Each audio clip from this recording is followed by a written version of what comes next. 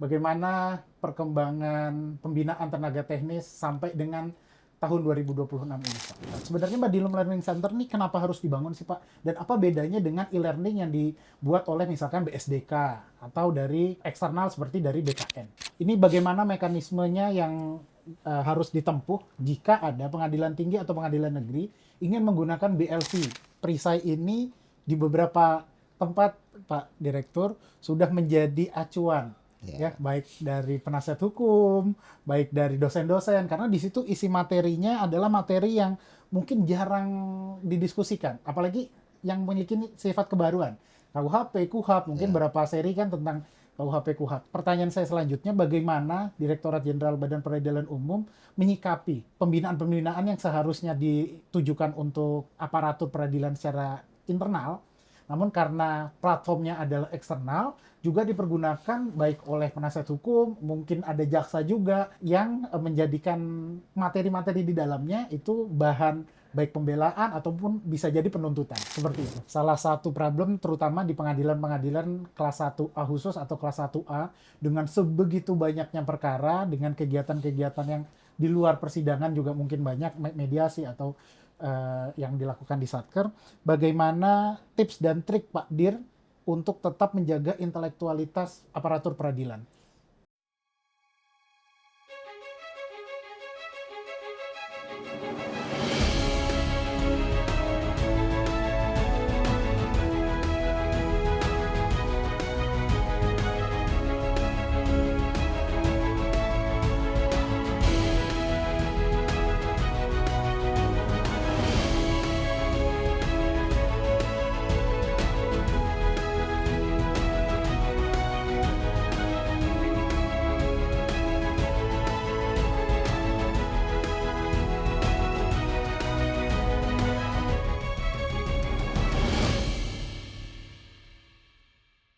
Selamat pagi, Sobat Badilum. Bersama saya, Bayu Wicaksono.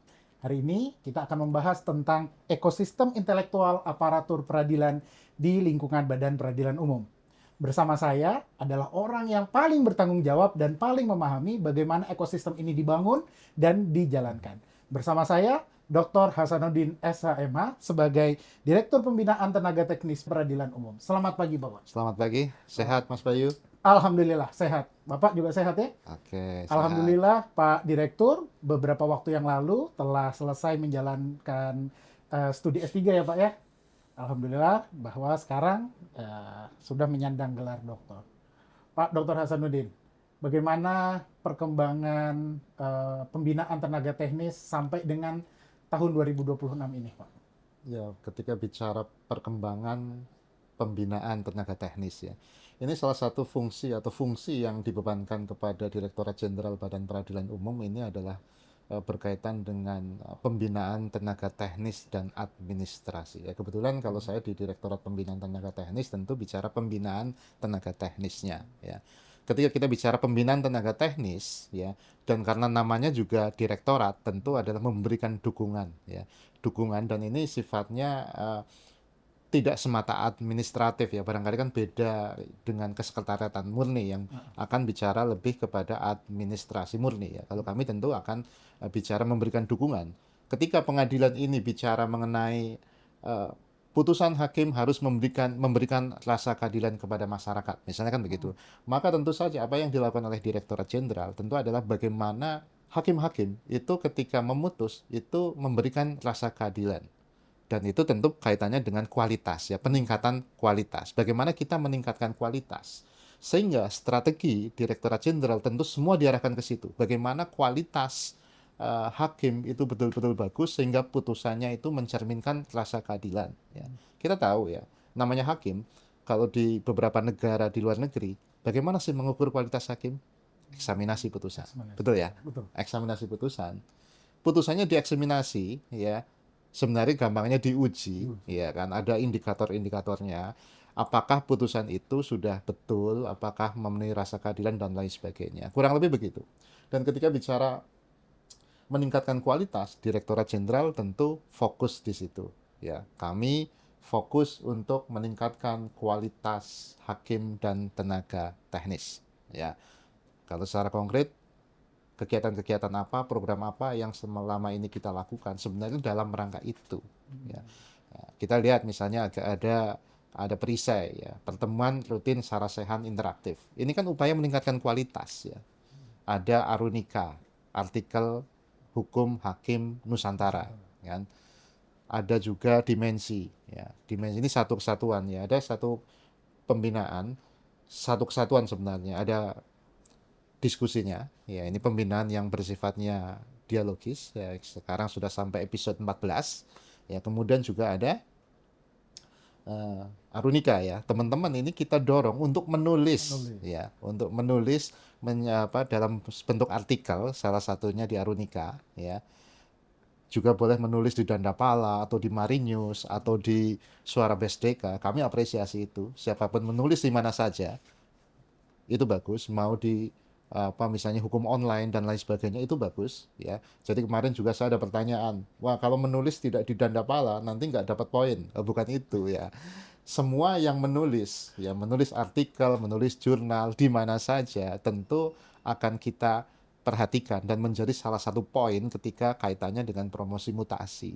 Ya kan. Kemudian kami juga mendorong teman-teman untuk menerbitkan buku ya. Kemarin sebenarnya kami punya program untuk teman-teman hakim, tenaga teknis ini menerbitkan buku ya. Karena orang ini harus bisa membuat putusan, tapi juga harus bisa menuangkan ide-idenya ya, gagasan-gagasannya dalam buku ya. Mungkin kita lihat di negara-negara lain ya, hakim itu banyak kan menulis. Ya, tapi ini terlalu panjang nih ya jawaban saya. Oke, pertanyaan lain. Oke, baik. Apa apa Pak Dir? Jadi ini adalah bagian dari kerangka ekosistem intelektualitas ya Pak Dir ya, dari Oke. pengembangan kualitas hakim tadi ya, tenaga teknis. Nah, kalau dari pandangan Pak Dir sendiri, ekosistem intelektualitas ini kalau dalam kerangka peradilan modern itu kira-kira dijalankannya selain dari tadi yang menggunakan aplikasi-aplikasi dan kegiatan-kegiatan yang sudah Pak Direktur sampaikan, ada lagi nggak kira-kira upaya dari Dirganis untuk Ya, menyampaikan? ketika bicara ya ekosistem ya, peningkatan kualitas ya. Dulu awalnya kami menggagas misalnya ada sistem pembinaan tenaga teknis. Di dalamnya kan ada ekosistem-ekosistem, ada part-part yang secara keseluruhan menjadi sebuah ekosistem pembinaan ya, termasuk pembinaan berkaitan dengan peningkatan kualitas tadi ya. Makanya ada ide lah tadi misalnya perisai dan lain sebagainya kan. Dalam bayangan saya, seorang para pengadilan itu mestinya pertama dekat dengan dunia akademis ya. Kedua, yang namanya misalnya hakim itu mestinya dia ini banyak membaca, banyak menulis, ya kan? Kemudian juga bisa menjadi moderator yang baik. Kalau ini pendapatnya Prof. Jimli ya. Kita juga bisa melihat pendapat-pendapatnya dari hakim-hakim di luar negeri yang sangat terkenal ataupun dari hakim Indonesia seperti Prof. Bagirmanan misalnya atau Pak Artijo dulu. Itu juga mengatakan hakim itu selain membuat putusan, menulis putusan, dia juga harus bisa menulis, latihan menulis. Ya, itulah yang kita lakukan ya sebenarnya. Mendorong orang untuk banyak membaca, banyak berdiskusi, banyak menulis. Makanya ada mentoring penerbitan buku, ada mendorong orang untuk menulis jurnal, artikel dan lain sebagainya kan. Kemudian ada diskusi perisai, ada Arunika dan lain sebagainya. Dan itu semua ketika orang melakukan itu ada poin gitu kan, ada penghargaan, ada reward dari Direktorat Jenderal dari Mahkamah Agung yang kaitannya dengan promosi mutasi, semua itu ada poinnya gitu kan. Karena nilai-nilai itu masuk dalam raport ya, raportnya hakim, raportnya tenaga teknis, itu kaitannya dengan potensi ya. Ada dua hal yang kami gagas ya. Pertama adalah ketika berkaitan dengan performance appraisal ya, penilaian kinerja. Satu adalah kinerja, kedua adalah potensi, ya kan? Kinerja ini bisa berkaitan dengan kinerja kuantitatif misalnya kan, berapa perkara yang ditangani, seberapa cepat, apakah kurang dari 5 bulan. Ya. Kemudian ini yang kuantitatif ya, kita ambil dari SIPP. Ya. Kemudian juga ada kinerja yang sifatnya kualitatif, misalnya eksaminasi putusan. Ya. Kemarin kami diskusi dengan Yang Mulia WKMA, Pak Soeharto. Kita mendiskusikan, kita punya program eksaminasi putusan. Ada aplikasinya namanya e-eksaminasi. Pada saat itu, beliau juga memberikan arahan-arahan, indikator-indikator eksaminasi itu apa saja. Sehingga e-eksaminasi ini kita kembangkan terus ya. beliau juga mengatakan ini eksaminasi ini mestinya poin nilainya itu besar, jangan disamakan dengan nilai-nilai yang sifatnya kuantitatif tadi. Itu salah satu idenya beliau misalnya kan. Kemudian ada unsur yang namanya potensi. Ya, potensi itu apa? Potensi itu tadi kemampuan bahasanya, oke lah. Yang orang yang punya bahasa Inggris, bahasa Mandarin tentu ada penilaian lebih ya kan. Pendidikannya S2, S3 itu ada penilaian lebih, diklat apa saja yang telah dilakukan, ranking diklatnya, kemudian dia menulis buku, jurnal, artikel dan lain sebagainya. Itu ada penghargaan di situ. Dari itulah nanti kami akan mengelompokkan dari potensi dan kinerja tadi, kita akan mengelompok-kelompokkan talent, mengelompokkan hakim dan tenaga teknis sesuai dengan talentnya itu ya, mana yang nantinya cocok jadi pimpinan, mana yang cocok jadi hakim justisial, mana yang cocok misalnya untuk ngajar misalnya di BSDK, mana yang cocok ke badan pengawasan dan lain sebagainya. Nah, inilah kerangka inilah talent management, talent pool management. Kurang lebih begitu, Mas. Itu ya, Pak Dir. Jadi semua ekosistem ini diharapkan menjadi bagian dari keberlangsungan promosi dan mutasi ke depan tenaga peradilan begitu ya, Pak? Ya, promosi mutasi ini kan implementasi manajemen karier ya. Ketika kita bicara promosi mutasi itu tidak bisa mungkin orang bilang ujuk-ujuk tiba-tiba sampai ya. TPM, ya kan? Ada proses sebelumnya tentu saja, ada pembinaannya, ada developmentnya ya. Kalau dalam persepsi manajemen talenta tentu ada rekrutmennya, ada developmentnya, pengembangannya kan, mungkin ada evaluasinya, ada retensinya, ada promosi mutasinya. Itu harus satu keseluruhan. Promosi mutasi itu di ujung, ya kan. Development itulah yang harus kita tingkatkan, dan karena kita namanya direktorat, sebenarnya adalah memberikan dukungan para hakim, para tenaga teknis, terutama dukungan berkaitan kualitasnya. Maka itulah development itulah yang kita tinggikan, development itulah yang kita harus utamakan gitu. Itu. Jadi begitu ya, teman-teman podium. Jika ingin, ini pasti banyak pertanyaan dari teman-teman Oke. podium, Bapak. Jika ingin mendapatkan penempatan atau ingin menerima promosi ke depan, ingin memiliki karir, jadi salah satu bidangnya atau salah satu yang harus banyak dilakukan adalah di lingkungan ekosistem pengembangan intelektual ya, Bapak ya. Ya, betul. Begitu. Itu akan menjadi salah Jadi satu. itu penting sekali ya, karena kita kan meninggikan kualitas. Promosi mutasi itu kan juga indikatornya kualitas ya, kualitas. Ketika promosi mutasi itu memperhatikan kualitas, maka secara tidak langsung Direktorat Jenderal itu sedang mendorong para hakim dan tenaga teknis untuk selalu meningkatkan kualitas. Tetapi ketika promosi mutasi sistemnya umpama hanya senioritas. Ketika senioritas itu penting, tetapi itu adalah salah satu indikator saja. Tapi kalau senioritas itu menjadi satu indikator saja, ya, orang pasti akan cuma menunggu senior, menunggu penempatan. Saya sudah 4 tahun nanti promosi. Budaya menunggu itu tidak bagus. Budaya menunggu itu akan mematikan kreativitas dan inovasi. Ya, budaya menunggu itu akan mematikan kemajuan ya. Akan orang menjadi diam di tempat lah kurang lebih. Makanya kita meninggikan kualitas. Baik, untuk sarana peninggian kualitas tadi ada ekosistem intelektual aparatur peradilan. Kita bahas satu-satu, Pak Direktur. Baik, oke. Pertama adalah tentang Badilum Learning Center. Sebenarnya Badilum Learning Center ini kenapa harus dibangun sih, Pak? Dan apa bedanya dengan e-learning yang dibuat oleh misalkan BSDK atau dari eksternal seperti dari BKN? Kewenangan Direktorat Jenderal Badan Peradilan Umum ini adalah kewenangan untuk melakukan pembinaan ya. Di SK Sesma ya, tahun 2006 kalau tidak salah, tentang tata organisasi sekretariat, tugas Direktorat Jenderal Badan Peradilan Umum adalah melakukan perumusan kebijakan, pembuatan norma, standar, kriteria, melakukan pembinaan tenaga teknis dan administrasi dan pelaksanaannya, kemudian melakukan BIMTEK, ya kan. BLC ini kami rencanakan, kami bayangkan adalah untuk mewadahi pembinaan-pembinaan yang dilakukan oleh Direktorat Jenderal.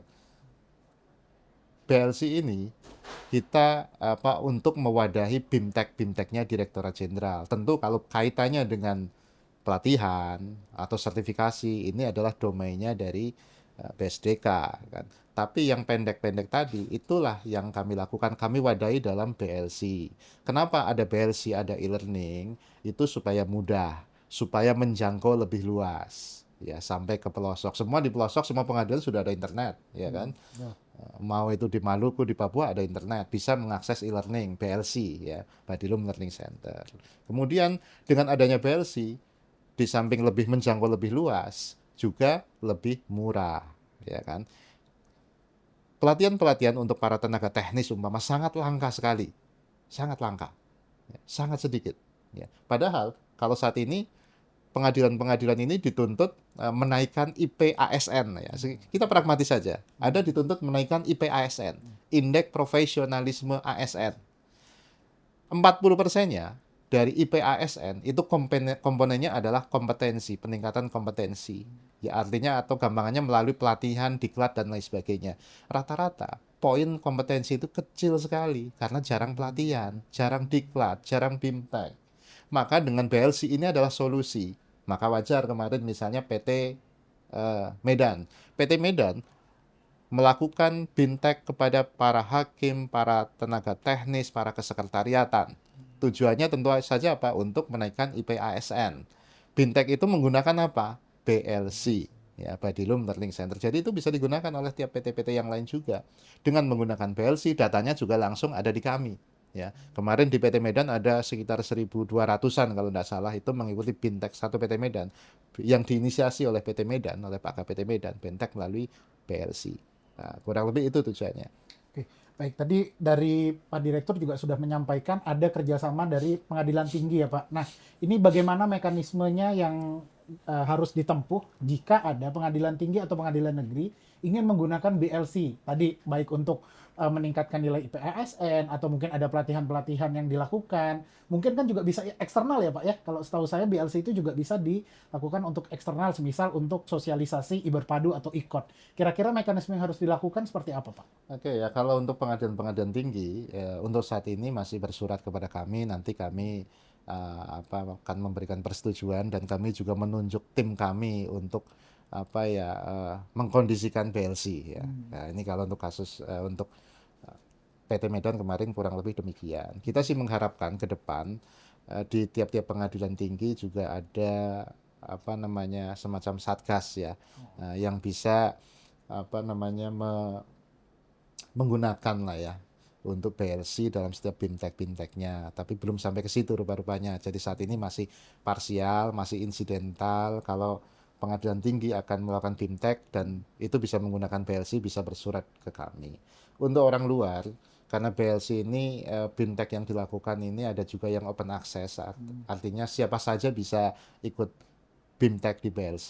Ya, ini mungkin kurang lebih sama juga dengan Departemen Keuangan ya, cuma mereka lebih lama. Materinya sudah 300 lebih materi ya. Mereka bisa melakukan BIMTEK itu ya, materi-materi yang relevan ya. Itu bisa langsung saja. Oke. Baik, kita lanjut ke salah satu bagian aplikasi lain dari ekosistem ini, yaitu Arunika, atau Artikel Hukum Hakim Nusantara. Nah, Arunika ini faktor pendorong untuk melakukan penulisan terhadap beberapa materi-materi hukum. Setidaknya untuk saat ini sudah ada 3 ya Pak Dir ya, yang keluar untuk Arunika. Nah, tujuan utama dari Arunika selain untuk mendorong keinginan atau kemampuan menulis, itu apalagi Pak Dir? Ya, Arunika ya, Artikel Hukum Hakim Nusantara. Ini cita-cita juga ya, rencana ke depan gitu kan. Ini kan saat ini masih bentuknya artikel ya. Kenapa artikel? Karena tentu saja standarnya lebih ringan gitu kan. Orang bisa menulis di situ ya. Tapi kita mengharapkan ke depan bisa menjadi jurnal ya. Ketika menjadi jurnal ini kan ada standarnya ya. Jurnal Sinta 1, Sinta 2, Sinta 3, Sinta 4 dan lain sebagainya lah ya. Ada standar. Mudah-mudahan sampai ke sana. Nah, kenapa ada Arunika? Tentu adalah untuk mewadahi gagasan para teman-teman hakim tadi kan. Gagasan-gagasannya apa? Menulis lah, ya gampangannya juga untuk latihan menulis, menuangkan gagasan, jejak pemikirannya nanti juga akan terlihat seperti apa kan. Dan tentu saja dengan melakukan itu, orang menulis ini tentu akan lebih gampang ingat ya. Katanya belajar itu ketika kita belajar tulislah ya kan, karena dengan tulis itu ilmu akan melekat ya. Kalau nggak salah itu mungkin dari Ali bin Abi Thalib ya. Tulislah kalau belajar itu, nulis gitu, supaya cepat ingat. Dan ketika orang nulisnya bagus, biasa nulis ya, runtut tulisannya, enak dibaca. Nanti kalau membuat putusan pun putusannya pasti enak dibaca, runtut, enak dibaca, mudah dipahami. Tulisan itu kan mestinya harus bisa dipahami oleh orang umum ya. Orang umum. Kita kalau nulis artikel misalnya di Dandapala, kita biasa nulis hukum, pakai bahasa-bahasa yang susah, nanti nggak ada yang baca. Tapi sederhanakanlah kalimat-kalimatnya sehingga bisa dibaca oleh orang umum sekalipun. Menurut saya putusan juga begitu, harus bisa dibaca, dipahami oleh orang umum. Itulah makanya kita butuh berlatih. Latihan, latihan, latihan, dan latihan. Itu tadi tentang Arunika ya Pak. Ya. Saya membayangkan Arunika ini seperti jurnal-jurnal di teman-teman kita di profesi kedokteran Pak. Ya. Jadi kalau di profesi kedokteran itu ada namanya case-case study. Nah Oke. itu mungkin yang perlu dikembangkan lagi ya Pak ya dari teman-teman pemirsa podcast Badilum, bahwa artikel-artikel yang ditulis bukan hanya tentang materi-materi yang bersifat konseptual, namun juga materi yang berhubungan dengan case study. Pernah ada putusan atau seperti apa yang mungkin bisa menjadi jurisprudensi ke depan gitu ya Pak ya. Oke. Itu juga bisa ditulis di Dandapala ya. Karena kemarin untuk Arunika kan tema masih kita tentukan ya. Tema itu kita tentukan. Misalnya tema tentang KUHP ya kan. Tapi kalau di Dandapala, tulis di Dandapala. Mungkin mengenai kaidah hukum lah atau mengenai opini dan lain sebagainya. Itu kita mewadahi itu. Mewadahi seluas-luasnya untuk warga peradilan untuk menulis. Baik, kita lanjut Pak lagi Pak, Oke. karena ekosistem ini kan banyak ya aplikasinya. Aplikasi yang ketiga atau materi yang ketiga adalah tentang dimensi Pak, daftar Oke. inventaris masalah teknik administrasi. Nah mungkin ini yang akan jadi jalan keluar dari masalah-masalah ya Pak ya, yang ada di Satker-Satker. Bukan hanya untuk hakim, mungkin yang terakhir adalah banyak juga bicara tentang kepaniteraan ya Pak ya, administrasi berperkara. Nah sebenarnya apa yang jadi tujuan dari Ditgani sendiri untuk mengeluarkan dimensi ini, Pak? Ya, ini kan juga salah satu bagian dari ekosistem pembinaan ya. Ketika di awal ini kita mulai dulu dari perisai. Perisai itu pertemuan rutin sarasehan interaktif. Ini adalah diskusi. Sarana silaturahmi juga diskusi untuk pencerahan, untuk adanya hal-hal baru, mungkin kita mengundang siapa, berdiskusi di situ. Kita mengharapkan pengadilan-pengadilan juga melakukan hal yang sama di satkernya masing-masing. Bikin diskusi rutin ya berkaitan dengan hukum atau administrasi dan lain sebagainya. Dari diskusi itu kemudian kita juga meminta teman-teman menyebarkan surat ke teman-teman para hakim dan tenaga teknis untuk menulis tema perisai tadi di Arunika. Di samping itu, pertanyaan-pertanyaan yang muncul ketika di diskusi perisai, baik yang dijawab oleh narasumber atau yang tidak dijawab, karena yang nanya biasanya banyak sekali ya, makanya pertanyaan bisa melalui kolom chat, ya pertanyaan itu bisa beratusan poin pertanyaan. Pertanyaan-pertanyaan semua nanti kita rekap sebenarnya. Kita rekap, kemudian dijawab. Jawabannya, siapa yang menjawab? Jawabannya tentu kita minta para narasumber tadi untuk menjawab atau meng-approve konsep jawaban yang kita berikan. Sudah betul apa belum? Nah, kemudian dibukukan. Jadi ketika perisai ini adalah sebuah pembinaan yang sifatnya dialogis, diskusi ya. Arunika adalah pembinaan yang sifatnya intelektual, nulis. Maka dimensi adalah pembinaan yang basicnya adalah permasalahan nyata di lapangan. Kendala-kendala real di lapangan. Karena itulah yang ditanyakan oleh para hakim dan tenaga teknis di perisai. Sehingga kiranya ketika itu dibukukan, didokumentasikan, itu bisa dibaca kembali, mungkin bisa juga untuk menjadi guidance ketika ada permasalahan itu di satuan kerja. Berarti secara non formal bisa menjadi jawaban atas permasalahan teknis ya Pak ya? Ya, menjadi jawaban atas permasalahan teknis, ya, tinggal lihat aja di situ kan. Baca, oh ada. Kemudian bisa diterapkan. Baik, memang ini yang selama ini mungkin belum ada. Jadi kalau ada permasalahan teknis, wah hubungi orang yang di pusat atau hubungi yang ada di dirjen. Nah, gitu ini kan ya. lama kan?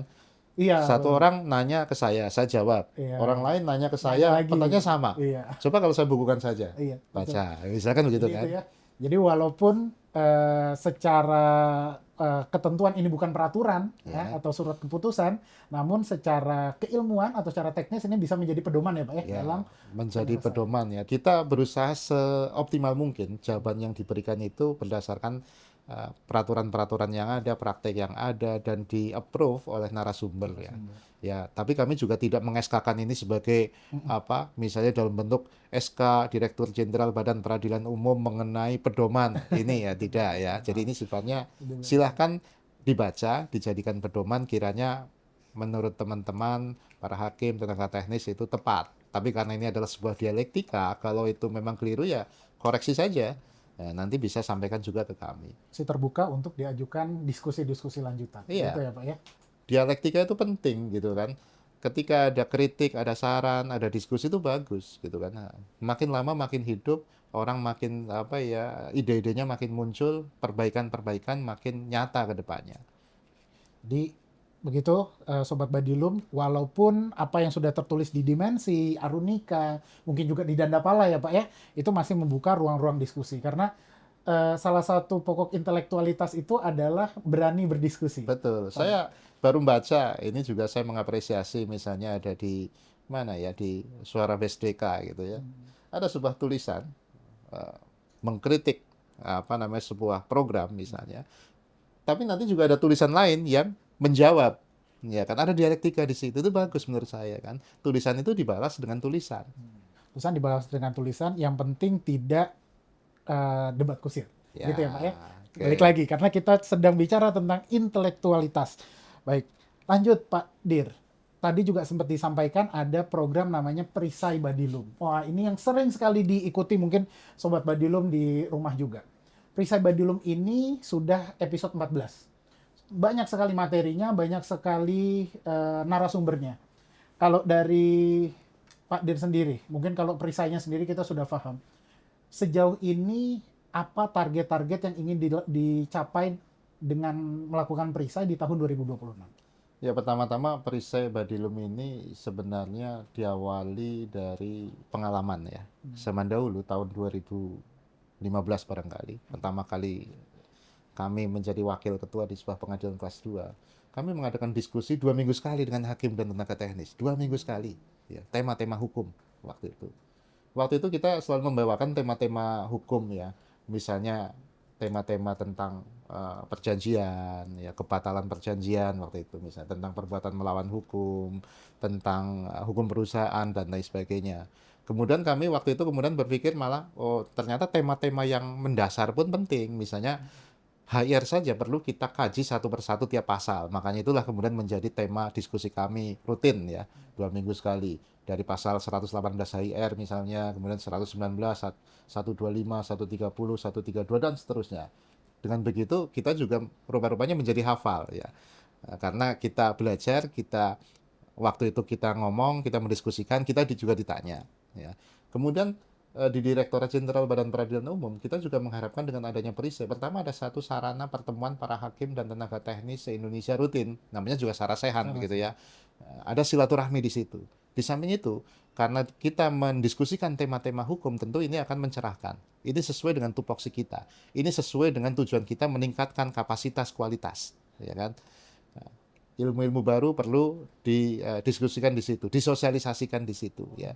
Karena walaupun kadang-kadang menurut kita ini hal biasa, ada undang-undang baru langsung kita baca misalnya, tapi ternyata kan tidak semua orang melakukan hal yang sama, ya kan? Hakim dianggap tahu hukumnya, tapi ternyata kan ya kita harus belajar juga kan. Ada hal baru kita belajar. Lah itulah perisai inilah salah satunya. Makanya kita juga mengharapkan teman-teman silakan memberikan ide tema perisai apa berikutnya lagi.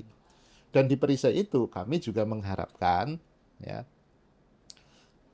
satuan-satuan kerja juga melakukan hal yang sama. Para pimpinan melakukan hal yang sama. Seperti kas tadi, saya di tahun 2015 kami misalnya 2 minggu sekali ada diskusi rutin. Kita juga mengharapkan sama. Pengadilan Kediri misalnya melakukan hal yang sama ya. Pengadilan mana Parepare Pare-pare. melakukan hal yang sama. Coba kalau semua melakukan hal yang sama, pasti apa proses pembelajaran itu akan semakin bagus, budaya belajar itu akan semakin semakin baik gitu kan. Semangat untuk maju akan semakin luar biasa.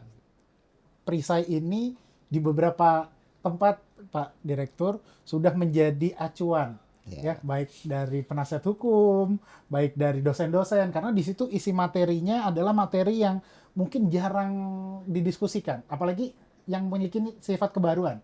KUHP, KUHAP, mungkin ya. berapa seri kan tentang KUHP, KUHAP. Nah, eh, pertanyaan saya selanjutnya, bagaimana Direktorat Jenderal Badan Peradilan Umum menyikapi eh, pembinaan-pembinaan yang seharusnya ditujukan untuk aparatur peradilan secara internal, namun karena platformnya adalah eksternal, juga dipergunakan baik oleh penasihat hukum, mungkin ada jaksa juga yang menjadikan materi-materi di dalamnya itu bahan baik pembelaan ataupun bisa jadi penuntutan, seperti itu. Oke, ya. Ya, pertama-tama apa yang dilakukan oleh Direktorat Jenderal, baik melalui Arunika, Perisai, Dandapala misalnya, atau teman-teman kemudian nanti juga menerbitkan buku, tentu akan dibaca, dipelajari juga oleh apa namanya mungkin mahasiswa, oleh para penegak hukum lain dan lain sebagainya. Tulisan hakim biasanya kan dibaca, tapi itu kan pendapat hakim pribadi kan. Ketika hakim sidang, majelis bermusyawarah kan. Jadi kalau menurut saya juga tidak ada masalah ya, itu akan bagus dan ini juga bentuk apa namanya ya pertama keterbukaan informasi publik juga. Kedua berikutnya lagi tentu adalah kita memberikan sumbangsih kepada masyarakat, kepada negara ini juga kan, mencerdaskan kehidupan bangsa juga gitu. Dan menurut saya tidak ada masalah. Menurut saya dikutip juga tidak ada masalah kan. Yang dikutip juga apakah sesuai dengan konteks perkaranya kan. Kita kan harus lihat kan. Hakim ya ketika sidang kita sudah sering melihat ya misalnya teman-teman apa namanya dalam sebuah pembelaan atau tuntutan kita kan tetap harus melihat relevansinya ya apakah tepat dengan perkara kita ya karena kalau misalnya kita mengutip sebuah teori apakah teori ini bisa apa ya kita terapkan di case itu tepat untuk di case itu kan begitu kan kita tetap hakim juga yang nanti akan menentukan output putusannya melalui kebijakan melalui apa pertimbangan putusannya. Jadi salah satu hal yang harus diingat, hakim juga tetap harus kritis, gitu ya Pak Dir ya. Jadi walaupun memang ada tulisan-tulisan atau ada pembahasan-pembahasan yang dilakukan di ekosistem di Badilum ini juga harus kritis dilihat. Ya. Lalu Pak Dir, kalau dari semua ekosistem tadi, ekosistem intelektual sudah kita bahas. Tujuan akhir 5 sampai 10 tahun ke depan yang kira-kira diinginkan dengan adanya berbagai macam ekosistem ini selain tadi untuk mencapai talent pooling itu apalagi Pak? Pertama budaya belajar dari warga pengadilan itu harus betul-betul tinggi. Ya, kemudian juga dengan budaya belajar yang tinggi, tentu kualitas kita makin tinggi, standarnya sangat ke depan tentu akan sangat tinggi. Apalagi dengan misalnya adalah penghasilan kita yang semakin lama semakin tinggi. Ya. Tentu kualitasnya juga harus tinggi. Kualitas yang tinggi eh, nanti putusan-putusannya produk-produk kita sehingga bisa diterima oleh masyarakat dengan baik, memenuhi harapan masyarakat. Itu yang kita harapkan ke depannya. Dalam 5-10 tahun yang akan datang tentu dengan kualitas yang tinggi ya. Saya yakin juga bahwa ke depan barangkali orang sudah tidak berpikir mengenai nanti saya akan ditempatkan di mana, nanti saya jadi apa ya. Semakin intelektualitasnya kita semakin tinggi, orang itu akan biasanya akan siap di mana saja. Karena dia tahu bahwa di mana saja dia bisa beraktualisasi. Dia bisa apa terus meningkatkan kapasitasnya. Ya, di daerah terpencil justru kita akan banyak belajar. Waktu luang sedikit kita banyak membaca, menulis, mungkin mengajar dan lain sebagainya. Itulah yang kita inginkan. Lalu ada problem Pak Oke. Dir. Salah satu problem terutama di pengadilan-pengadilan kelas 1A khusus atau kelas 1A dengan sebegitu banyaknya perkara dengan kegiatan-kegiatan yang di luar persidangan juga mungkin banyak mediasi atau yang dilakukan di Satker. Bagaimana tips dan trik Pak Dir untuk tetap menjaga intelektualitas aparatur peradilan? Oke, ya untuk di daerah-daerah yang perkaranya banyak, waktunya tentu habis untuk mengadili ya, untuk bersidang. Kita makanya memberikan solusi bisa mengikuti perisai, tentu akan menambah ya, walaupun barangkali mungkin apa ya menjadikan atau mungkin atau tidak bisa mengikuti semua sesi perisai ya karena sidang dan lain sebagainya. Tapi ini bisa dipelajari juga, kan ada YouTube-nya juga, ya kan. Nanti punya kesempatan dibaca lagi sambil apa mengendari kendaraan misalnya, kemudian kita bisa pakai headset mendengarkan itu. Ada podcast juga, podcast Badilum ini juga sudah konsisten ya. Mungkin sudah episode berapa sekarang ini? 77 ya. Ini sudah 77, luar biasa konsisten ya, 2 minggu sekali ya.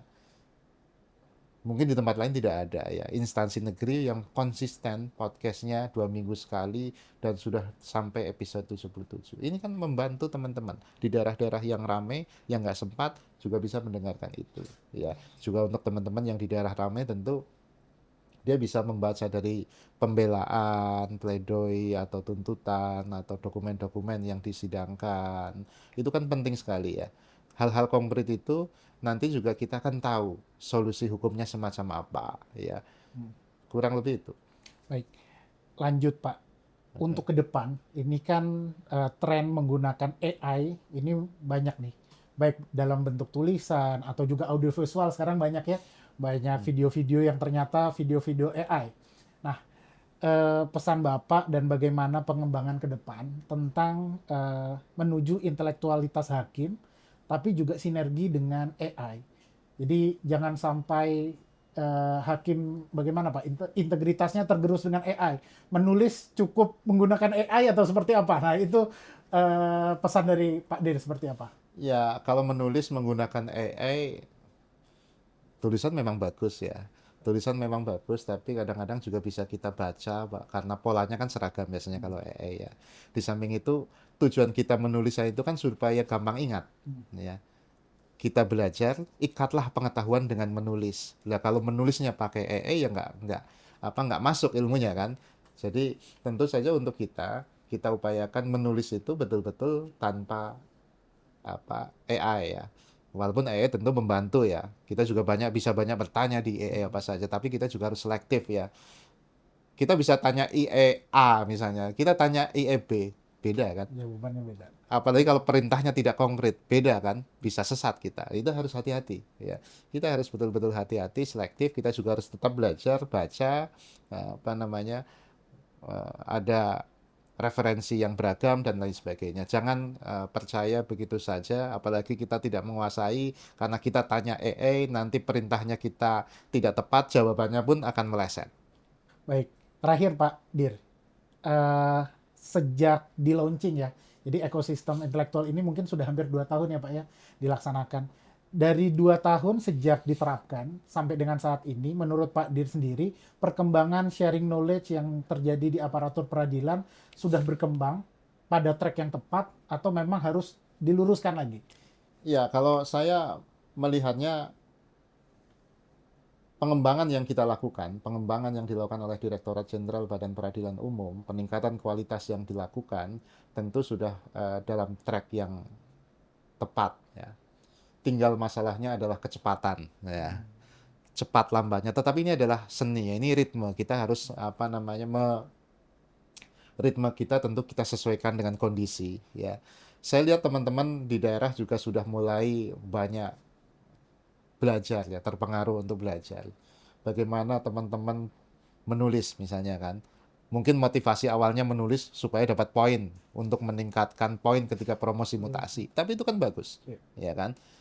Itu terdorong. Kita mendorong orang untuk belajar. Kita membantu teman-teman semua untuk meningkatkan kualitas, ya.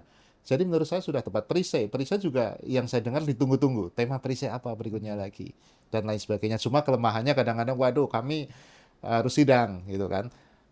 Ada yang minta hari Jumat, misalnya perisai bagusnya hari Jumat. Wah, usulannya kepada kami. Tapi kami juga, waduh, kalau hari Jumat, nanti yang untuk Indonesia Timur juga kepotong sholat Jumat. Ya. Ini kan bentuk dari antusiasme teman-teman semua. Tulisan-tulisan di Ahrunika itu juga makin banyak. Ya. Kemudian tulisan-tulisan di Dandapala itu banyak sekali. Saking banyaknya, kita juga sangat selektif ketika memuat di Dandapala. Ya. Maka juga teman-teman ketika menulis opini di Dandapala kemudian tidak diterbitkan, mohon jangan berkecil hati karena memang standarnya Dandapala ini juga tinggi ya. Tidak sembarang tulisan itu dimuat. Setiap opini juga nanti akan ditelaah, direview, betul apa enggak, baik dari segi format, sesuai dengan bahasa Danda Pala atau tidak, dan substansinya betul apa tidak. Terakhir, Pak Dir, ada pesan-pesan yang mau disampaikan berhubungan dengan pembangunan ekosistem intelektual pada Sobat Badilum? Ya, kita sebagai warga pengadilan tentu kita harus selalu meningkatkan diri dalam segala hal, mengembangkan diri segala hal. Khususnya dalam hal ini adalah kualitas ya, karena tema bincang-bincang kali ini adalah kualitas. Kita tingkatkan kualitas kita terus. Hukum itu berkembang, hukum itu terus-menerus berubah, maka kita juga harus berkembang. Kita harus banyak belajar. Bahkan bukan hanya belajar masalah hukum menurut saya, belajar juga ilmu-ilmu lain, mungkin ilmu sosiologi, mungkin mengenai psikologi dan lain sebagainya. Karena hukum sendiri itu apa uh, tidak bisa berdiri sendiri. Dia juga bergantung pada ilmu-ilmu lain. Ketika kita sidang di persidangan, tentu ada domain psikologi di situ. Maka kita belajar psikologi. Bagaimana seorang hakim duduknya di atas, terdakwa di bawah. Ini kan domainnya psikologi, ya kan? Kita juga pernah membaca misalnya menjalankan hukum dengan kecerdasan spiritual kalau nggak salah. Ini tulisannya Prof. Satchito Raharjo. Di situ dia menggabungkan antara hukum dan psikologi. Begitu luar biasanya tulisan itu menurut saya gitu kan. Begitu juga berkaitan dengan sosiologi dan lain sebagainya atau ilmu-ilmu lain, silahkan pelajari semuanya. Tingkatkan terus kualitasnya dan jangan lupa tentu era saat ini adalah kita harus sudah betul-betul berubah dalam segala hal. Semua pelayanan tidak boleh ada transaksional. Tetap tingkatkan kualitas diri, gitu ya Pak Dir ya. Terima kasih atas bincang-bincang hari ini, Sobat Badilum. Demikian pembicaraan kita dengan Direktur Pembinaan Tenaga Teknis Badan Peradilan Umum, Dr. Hasanuddin, SHMH. Tetap menjaga kualitas, tetap menjadi hakim pembelajar dan hakim penjuang. Terima kasih. Oke, salam.